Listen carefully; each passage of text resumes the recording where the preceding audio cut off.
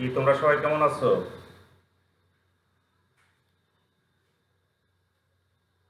আমরা আজ রিয়ামিশন থেকে আলোচনা করব। রেওয়ামিল।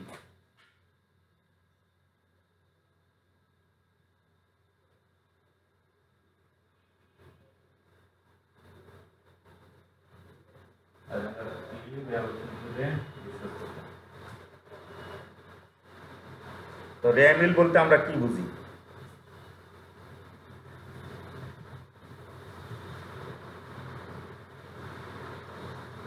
রেয়ামিল হলো হিসাবের গাণিতিক শুদ্ধতা যাচাইয়ের জন্য প্রতিনিধ উদ্ধৃতগুলির সাহায্যে যে তালিকা প্রস্তুত করা হয় তাকে রেওয়ামিল বলে। তাহলে রেওয়ামিল কাকে বলে? বলে হিসাবের গাণিতিক শুদ্ধতা যাচাইয়ের জন্য প্রতিনিধ উদ্ধৃতগুলির সাহায্যে যে তালিকা প্রস্তুত করা হয় তাকে রেওয়ামিল বলে। রেওয়ামিল কোনো হিসাব খাত নয়, এটা একটা প্রতিনিধ উদ্ধৃতিগুলির একটি তালিকা। তাহলে রেওয়ামিল কি হলো? বলে হিসাবের গাণিতিক শুদ্ধতা যাচাইয়ের জন্য কোনো ব্যক্তি বা কারণ প্রতিষ্ঠানের কোনো নির্দিষ্ট সময় অন্তে হিসাবের গাণিতিক শুদ্ধতা যাচাইয়ের জন্য যে তালিকা প্রস্তুত করা হয় কিসের সাহায্যে? বলে খতিয়ানের উদ্ধৃতগুলির সাহায্যে। খতিয়ানের উদ্ধৃতগুলির সাহায্যে যে তালিকা প্রস্তুত করা হয় তাকেই আমরা রেওয়ামিল বলি। রেওয়ামিল মূলত খতিয়ানের উদ্ধৃতগুলির একটি তালিকা মাত্র, ইহা কোনো হিসাব খাত নয়। তো রেওয়ামিল আমরা কেন করি বা রেওয়ামিল তৈরির উদ্দেশ্যটা কি? তাহলে রেওয়ামিল তৈরির উদ্দেশ্য কি সেই জিনিসগুলো আমাদের একটু জানতে হয়। সেটা হলো, তাহলে রেওয়ামিল তৈরির উদ্দেশ্য কি?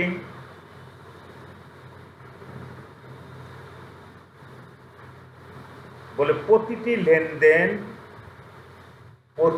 লেনদেন হিসেবের প্রাথমিক বইতে সঠিকভাবে লিপিবদ্ধ করা হয়েছে কিনা তা জানার জন্য আমরা রেওয়ামিল প্রস্তুত করে থাকি। 2 নম্বর উদ্দেশ্য হলো এই হিসাবের প্রাথমিক বই থেকে লেনদেনগুলি পাকা বইতে সঠিকভাবে স্থানান্তর করা হয়েছে কিনা এটা জানার জন্যও রেওয়ামিল প্রস্তুত করা হয়। তাহলে 2 নম্বর পয়েন্টটা হলো কি? প্রথম পয়েন্টটা হলো প্রতিটি লেনদেন হিসাবের প্রাথমিক বইতে অর্থাৎ জাবেদায় লিপিবদ্ধ করা হয়েছে কিনা তা জানার জন্য রেওয়ামিল প্রস্তুত করা হয়। 2 নম্বর উদ্দেশ্যটা হলো যে এই যে হিসাবের প্রতিটি লেনদেন হিসাবে প্রাথমিক বইতে লিপিবদ্ধ করা হলো, হিসাবের প্রাথমিক বই থেকে লেনদেনগুলি সঠিকভাবে হিসাবের পাকা বইতে অর্থাৎ খতিয়ানে স্থানান্তর করা হয়েছে কিনা তা জানার জন্য রেওয়ামিল প্রস্তুত করা হয়। 3 নম্বর উদ্দেশ্য হলো হিসাবের গাণিতিক শুদ্ধতা যাচাইয়ের জন্য রেওয়ামিল প্রস্তুত করা হয়। মূলত রেওয়ামিল তৈরির মূল উদ্দেশ্য কিন্তু এটাই, হিসাবের গাণিতিক শুদ্ধতা যাচাইয়ের জন্য রেওয়ামিল প্রস্তুত করা হয়। 4 নম্বর পয়েন্ট হলো আর্থিক বিবরণী প্রস্তুতের সহজতর করার উদ্দেশ্যেও রেওয়ামিল প্রস্তুত করা হয়। তাহলে কি হলো? আর্থিক বিবরণী প্রস্তুতের সহজতর করার উদ্দেশ্যেও রেওয়ামিল প্রস্তুত করা হয়। আর্থিক বিবরণী প্রস্তুতের সহজতর করার জন্য রেওয়ামিল প্রস্তুত করা হয়। কারণ আর্থিক বিবরণী প্রস্তুত করতে হলে প্রশ্ন আকারে একটা রেওয়ামিল দেওয়া থাকে আর নিচে কিছু সমন্বয় থাকে। এই রেওয়ামিল এবং এই সমন্বয়ের সাহায্যে আর্থিক বিবরণী প্রস্তুত করতে হয়। তাহলে রেওয়ামিলটা দেওয়া থাকলে আর্থিক বিবরণী প্রস্তুত করা সহজ হয়। কাজে রেওয়ামিল সম্পর্কে ভালো ধারণা থাকতে হবে। রেওয়ামিল সম্পর্কে ভালো ধারণা না থাকলে আর্থিক বিবরণী প্রস্তুত করা কঠিন হয়ে যায়। যাই হোক, তাহলে আমরা রেওয়ামিল প্রস্তুতের উদ্দেশ্য কয়টা পেলাম? 4টা পয়েন্ট পেলাম। একটা হলো প্রতিটি লেনদেন হিসাবের প্রাথমিক বইতে লিপিবদ্ধ করা হয়েছে কিনা তা জানার জন্য রেওয়ামিল প্রস্তুত করা হয়। দ্বিতীয়ত, প্রাথমিক বই থেকে খতিয়ানে প্রতিটি লেনদেন সঠিকভাবে স্থানান্তর করা হয়েছে কিনা তা জানার জন্যও রেওয়ামিল প্রস্তুত করা হয়। 3 নম্বর, হিসাবের গাণিতিক শুদ্ধতা যাচাইয়ের জন্যও রেওয়ামিল প্রস্তুত করা হয়। 4 নম্বর হলো আর্থিক বিবরণী প্রস্তুতের সহজতর করার উদ্দেশ্যেও রেওয়ামিল প্রস্তুত করা হয়। এইবার এরপরে আমরা রেয়ামিল প্রস্তুত করা শিখব। রেয়ামিল প্রস্তুত করতে হলে আগে রেয়ামিলের ছকটা একটু তোমরা একটু দেখে নাও।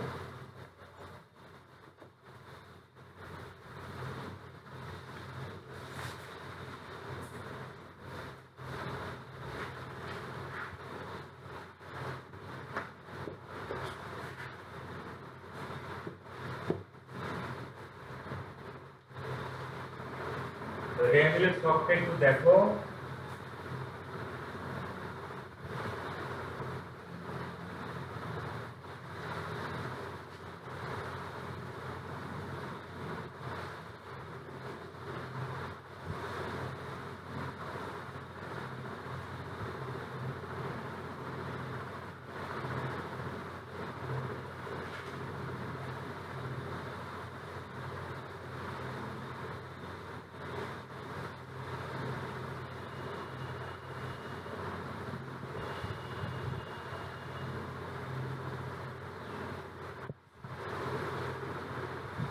রেয়ামিলের ছকটা এরকম 5 ঘর বিশিষ্ট। প্রথমে হলো কমিট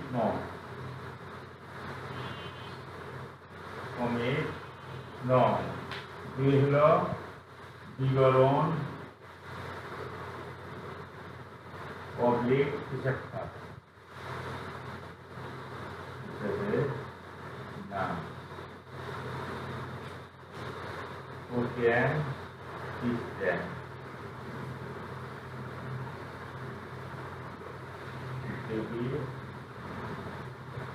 টাকা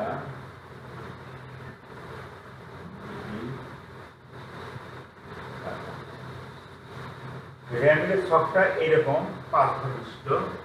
ক্রমিক নং, হিসাবের নাম, প্রতিষ্ঠান পৃষ্ঠা, ডেবিট টাকা, ক্রেডিট। এই রেয়ামিল প্রস্তুত করতে হলে আগে রেয়ামিল প্রস্তুতের কিছু নিয়মাবলী জানতে হবে। রেয়ামিল প্রস্তুত করতে হলে কি হবে? রেয়ামিল প্রস্তুতের কিছু নিয়মাবলী জানতে হবে। রেয়ামিল প্রস্তুতের নিয়মাবলী তোমরা দেখো, তোমরা হিসাব সমীকরণের প্রতিটি রূপটা আগে একটু পড়ছো, আগে জানো।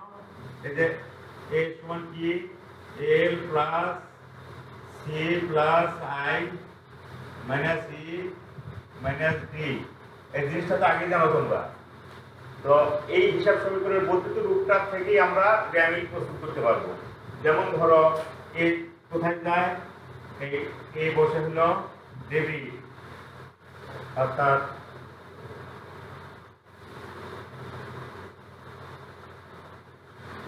বিআর, এটা হলো সিআর, এটাও সিআর, এটাও সিআর,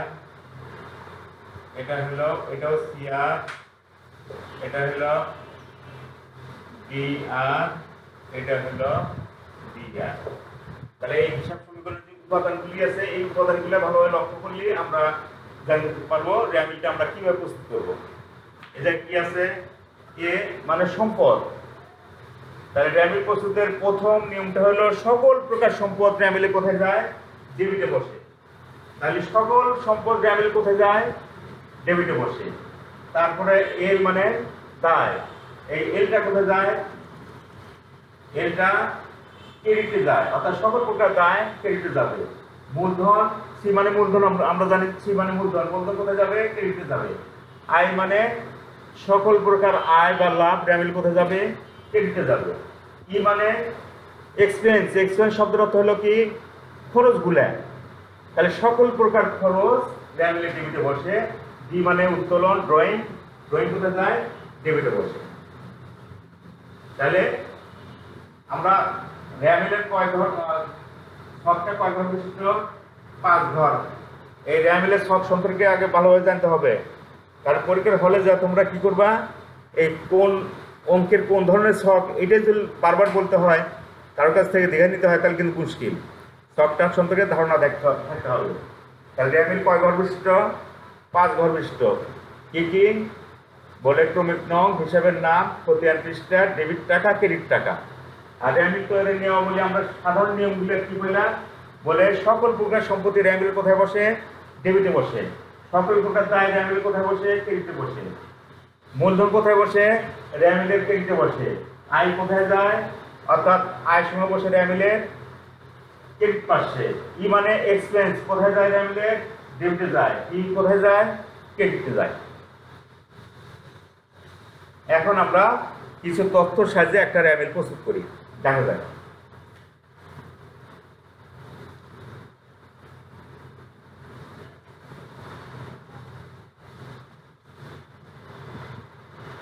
একটা র্যামেল সহকারে করি, দেখা যায়।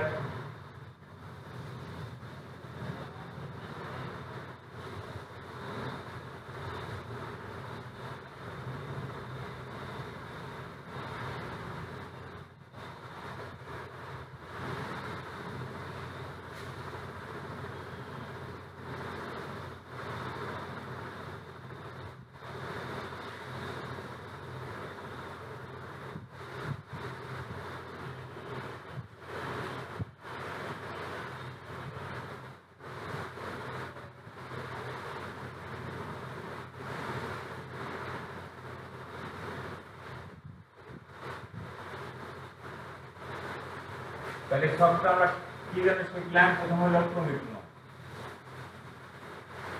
ক্রমিক নং, তারপর কি? হিসাবের নাম, তারপরে কি? কোটিয়েন্ট সিস্টেম, তারপর কি? ডেবিট ব্র্যাকেটে টাকা লেখো, তারপরে ক্রেডিট টাকা লেখো।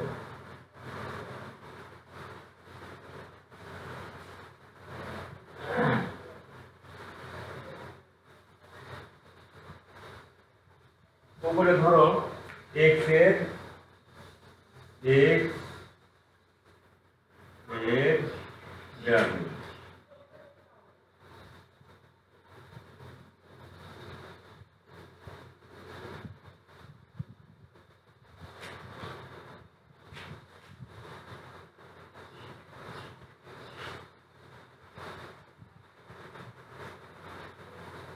তাহলে উপরে কি লিখলাম? এক্স এর আমি, তারপরে ক্রমিক নং, হিসাবের নাম, কোটিয়েন্ট সিস্টেম, ডেবিট টাকা, ক্রেডিট টাকা।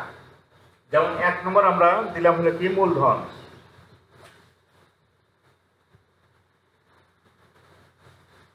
মূলধন। 2 নম্বর কি? উত্তোলন দেব। 3 নম্বর ধরো ক্রয় লিখলাম। 4 নম্বর দিলাম হলো বিক্রয়। 5 দিলাম হলো আসবাবপত্র।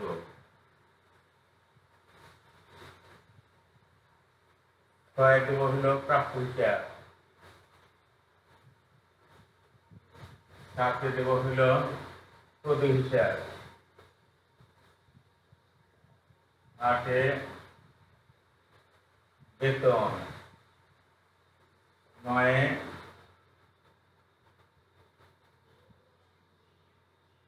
কমিশন। 10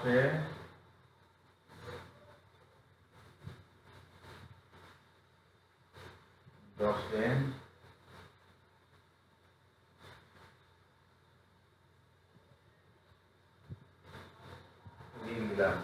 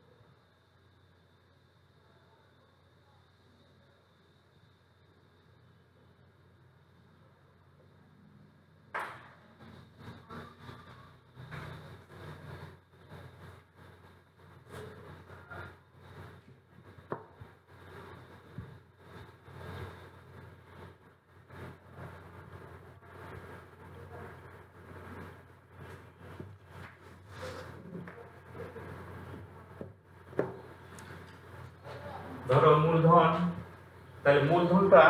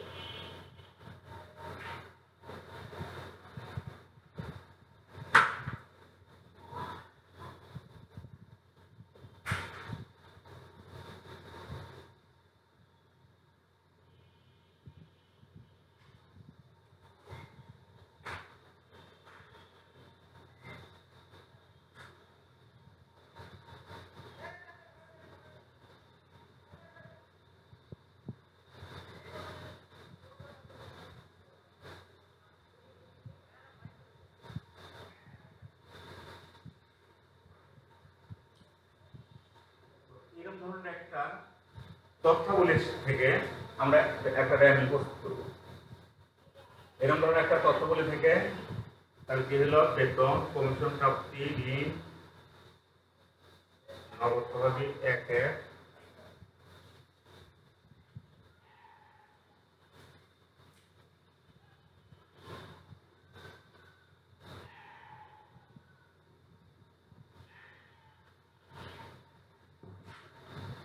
এরকম ধরনের একটা তথ্যাবলী থেকে আমরা এটা করব, কমিশন প্রাপ্তি, বেতন,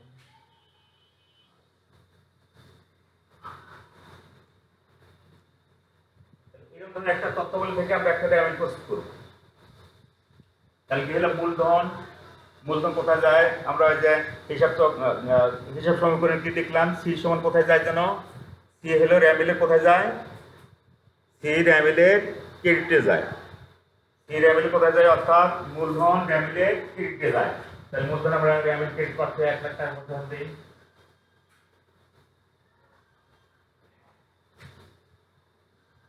তারপরে উত্তোলন কোথায় যায়? উত্তোলন অর্থাৎ ডি, ডি কোথায় দেখলাম? ডি আর অর্থাৎ ডেবিটে বসে। তাহলে উত্তোলন ডেবিটে বসাও, 5,000 টাকা বসে থাকতে দাও।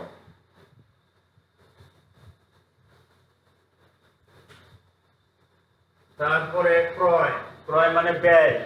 সকল প্রকার এক্সপেন্স কোথায় যায়? র্যামিলে ডেবিটে বসে, অর্থাৎ সকল প্রকার ব্যয় র্যামিলে ডেবিটে বসে। সকল প্রকার ব্যয় র্যামিলে কোথায় বসে?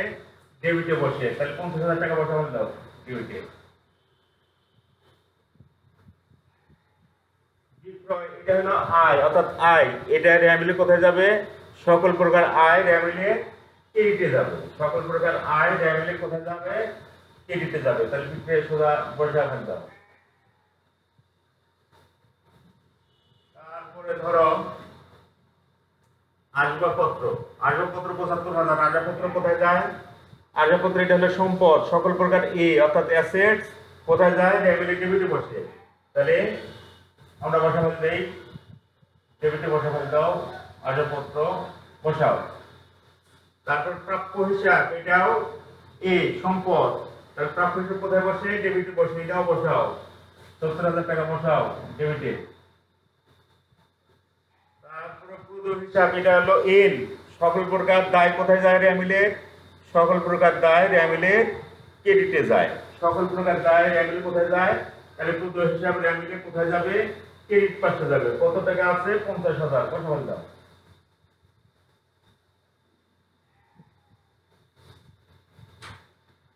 তারপরে ধরো বেতন, এটা হলো খরচ, অর্থাৎ ই এক্সপেন্স, এক্সপেন্স কোথায় যায়? ডেবিটে বসে। তাহলে বেতন ডেবিটে বসে বল দাও 20,000। তারপরে ধরো কমিশন প্রাপ্তি, এটা হলো আয় এক্সপেন্স, ঠিক আছে, ইনকাম, অর্থাৎ ইনকাম র্যামিলের আয় র্যামিলের ক্রেডিটে বসে। তাহলে কমিশন প্রাপ্তি র্যামিল ক্রেডিটে বসে বল দাও, 5,000 টাকা বসে বল দাও। তারপর নগদ তহবিল, এটা হলো সম্পদ, নগদ তহবিল সম্পদ। তার আগে ঋণ আছে, ঋণটা হলো দায় অর্থাৎ লাইবিলিটিস। তো তাই আমরা কোথায় দিয়েছি? ক্রেডিটে। তাহলে এই ঋণটাও ক্রেডিটে বসাবো 50,000। তারপরে নগদ তহবিল, নগদ তহবিল, নগদ তহবিল এটা সম্পদ, তার ডেবিটে বসাবো দাও, 10,000 টাকা বসাও। তারপরে সমাপন উৎপন্ন, এটা র্যামিলে যায় না।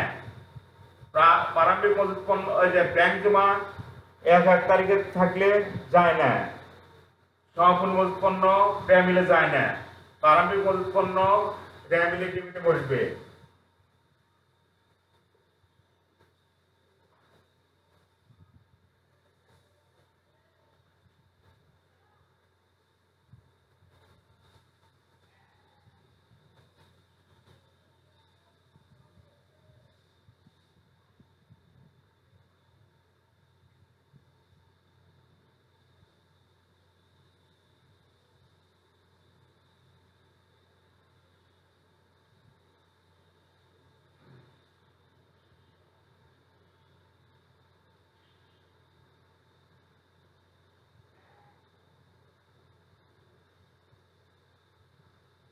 প্রারম্ভিক মজুত পণ্য 50,000 বসাও।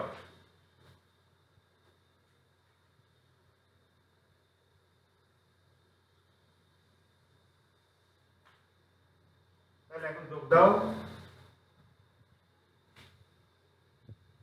3030, 5 5 10, 5 5 10, 10 0, 8 1, ছয়, 13, 20, 21, 22, 23, 24, 28।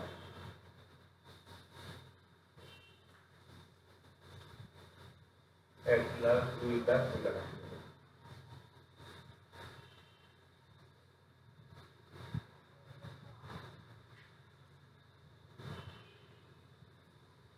তাহলে কি হইল?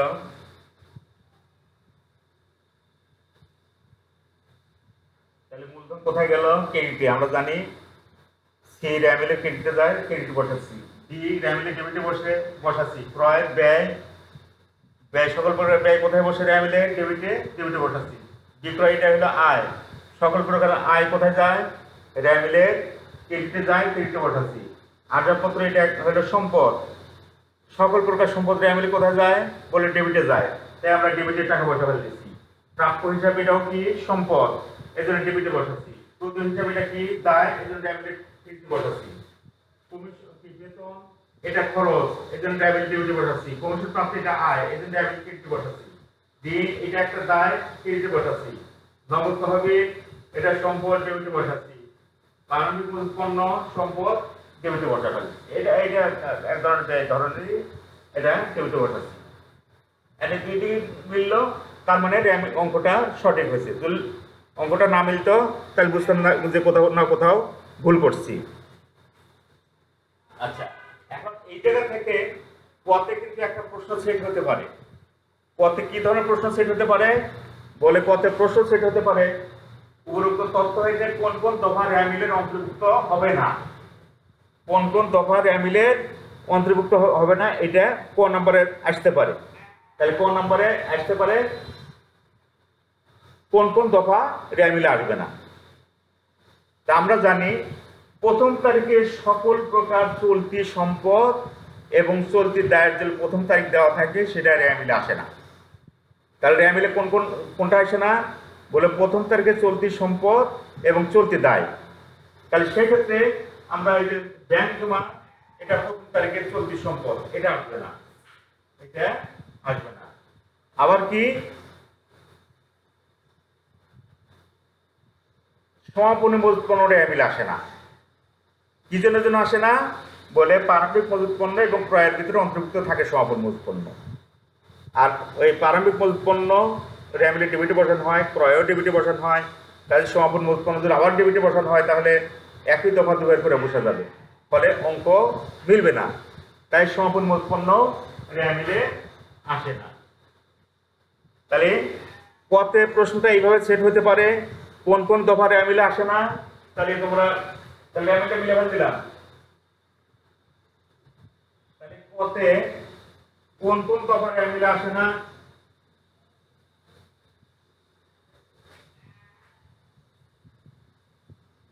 তাহলে পর উত্তরটা এইভাবে লিখবা তোমরা।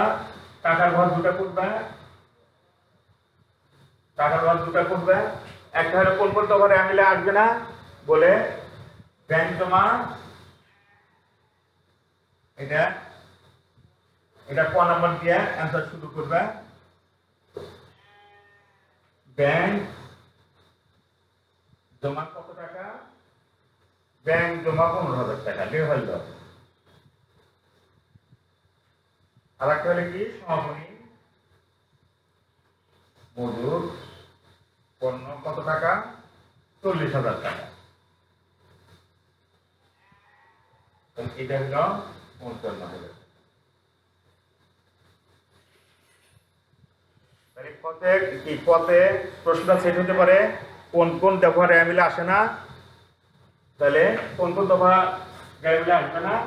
তাহলে ব্যাংক জমা 1 আর একটা হলো সম্পূর্ণ পণ্য 40,000, এই হয়ে গেল। এখন পথে র্যামিল থাকতে পারে, র্যামিলটা তো আগে দেখানো হয়েছে। তারপর গ নাম্বারে সেট হতে পারে উপরোক্ত তথ্য হইতে চলতি সম্পদ এবং চলতি দায়ের পার্থক্য লেখো। চলতি সম্পদ এবং চলতি দায়ের পার্থক্য লেখো। তাহলে কি গ নাম্বার কি দিব? গতে কি ধরনের প্রশ্ন সেট হতে পারে? চলতি সম্পদ, তাহলে ঘরটা এইভাবে করো, টাকার ঘর দুটা করো,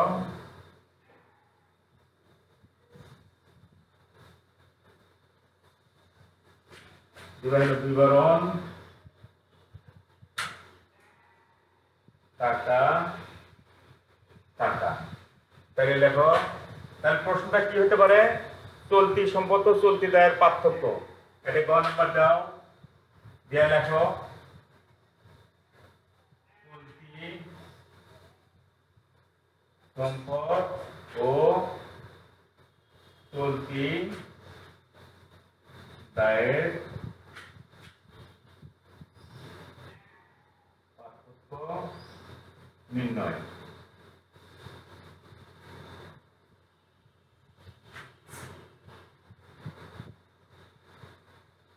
তাই চলতি সম্পদ ও চলতি দায়ের পার্থক্য, এটা গ নাম্বার দিলে সুন্দর করে দিয়া, তাহলে এইটা লেখো চলতি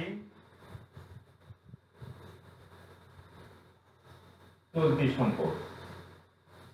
এখন এই জায়গার ভিতরে আমরা চলতি সম্পদ কোনটা কোনটা পাবো? যেমন দেখো, প্রাপ্য হিসাবে এটা চলতি সম্পদ, তাহলে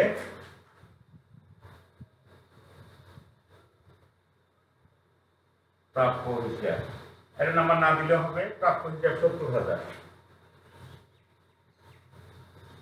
তারপরে দেখো এই নগদ তহবিল,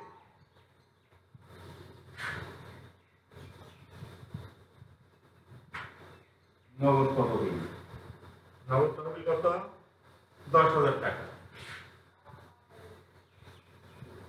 তারপরে দেখো সমাপনী উৎপন্ন, সমাপনী উৎপন্ন কত টাকা? 40,000 টাকা। তাই কত হইল? 1,20,000।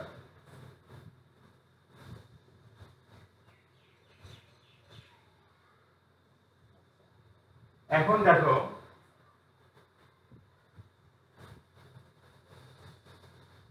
তাহলে চলতি সম্পদ আমরা পাইলাম, এখন পেজ চলতি দায়।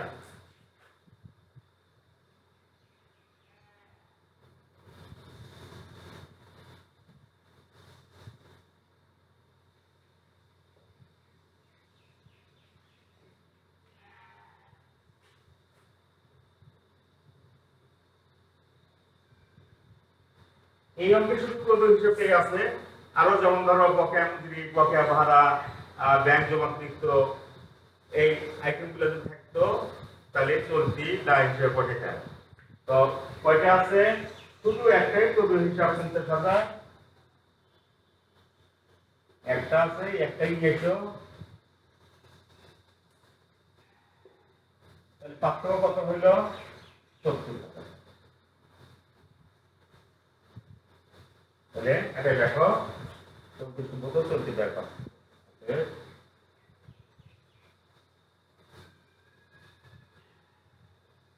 সম্পদ ও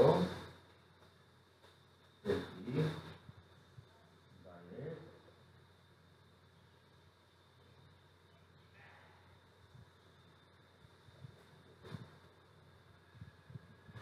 এই হলো গ নাম্বার। এরকম ধরনের প্রশ্ন থাকতে পারে।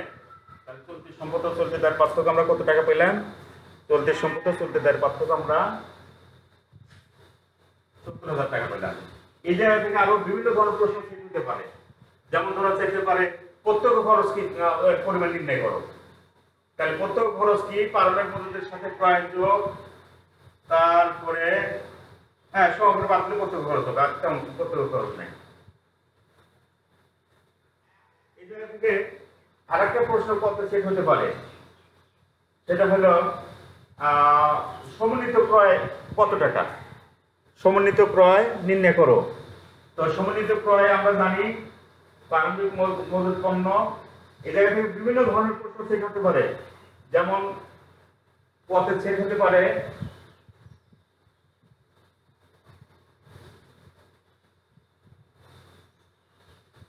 এই জায়গা থেকে বিভিন্ন ধরনের প্রশ্ন সেট হতে পারে।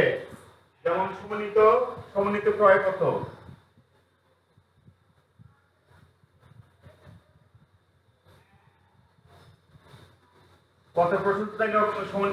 পথের প্রশ্ন চাইলে সমন্বিত ক্রয় নির্ণয় করো। তো আমরা জানি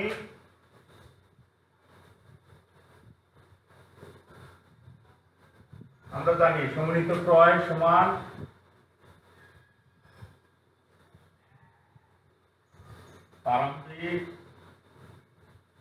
প্রারম্ভিক মজুদ পণ্য যোগ ক্রয় বিয়োগ সমাপনী মজুদ পণ্য। তাহলে এই অঙ্কে প্রারম্ভিক মজুদ পণ্য কত আছে? প্রারম্ভিক মজুদ পণ্য আছে ধরো 50,000 টাকা। দেখো যোগ ক্রয় কত? ক্রয় আছে ক্রয় 50,000 বিয়োগ সমাপনী মজুদ পণ্য কত আছে? সমাপনী মজুদ পণ্য আছে 40,000। তাহলে সমান কত? 1 লাখ বিয়োগ 40,000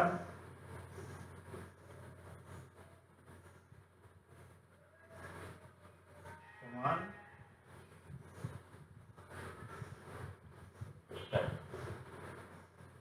এইটা। তাহলে এই জায়গা থেকে আরো প্রশ্ন ছিল, তাহলে এই জায়গা থেকে যদি সমন্বিত ক্রয় নির্ণয় করো তাহলে পরে আমরা কি করব? আমরা জানি সমন্বিত ক্রয় সমান প্রারম্ভিক মজুদ পণ্য যোগ ক্রয় বিয়োগ সমাপনী মজুদ পণ্য। এখন নিচে নিচে এমনগুলো বসা দাও, হ্যাঁ যাবে। এই জায়গা থেকে আমরা আরো প্রশ্ন পেতে পারি, আরো প্রশ্ন চাওয়া যেতে পারে যে মূলধন জাতীয় প্রাপ্তি কত? এই অঙ্ক থেকে আরো প্রশ্ন আসতে পারে কি মূলধন জাতীয় প্রাপ্তির পরিমাণ নির্ণয় করো।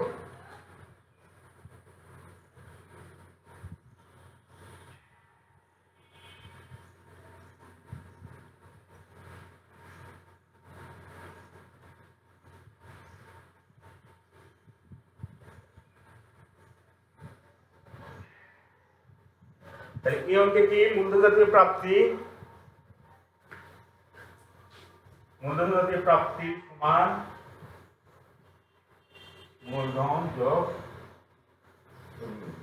মূলধন জাতীয় প্রাপ্তি। তিনটা জিনিস মূলধন জাতীয় প্রাপ্তি হয়। মূলধন জাতীয় প্রাপ্তি কয়টা জিনিস হয়? তিনটা। একটা হলো মূলধন, আরেকটা হলো ঋণ, আরেকটা হলো স্থায়ী সম্পদ বিক্রিজনিত অর্থ।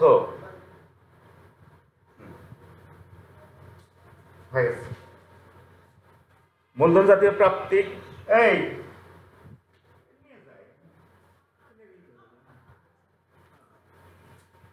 এক মিনিট। তো মূলধন জাতীয় প্রাপ্তি কয়টা জিনিস? তিনটা। একটা হলো মূলধন, আরেকটা ঋণ, আরেকটা স্থায়ী সম্পদ বিক্রিজনিত অর্থ। এই অঙ্কে কি আছে?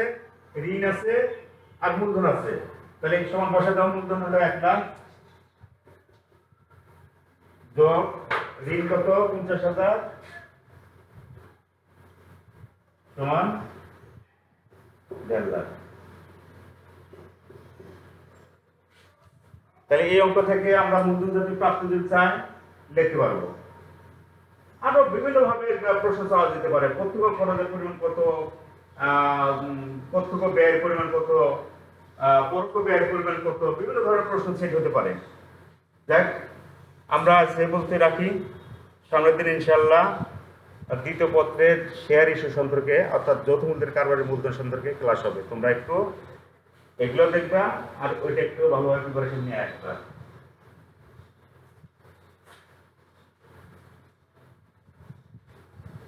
তাহলে তোমরা সবাই ভালো থাকো, সুস্থ থাকো।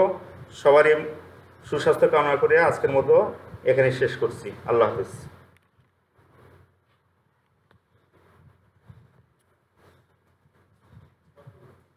হ্যাঁ, এখন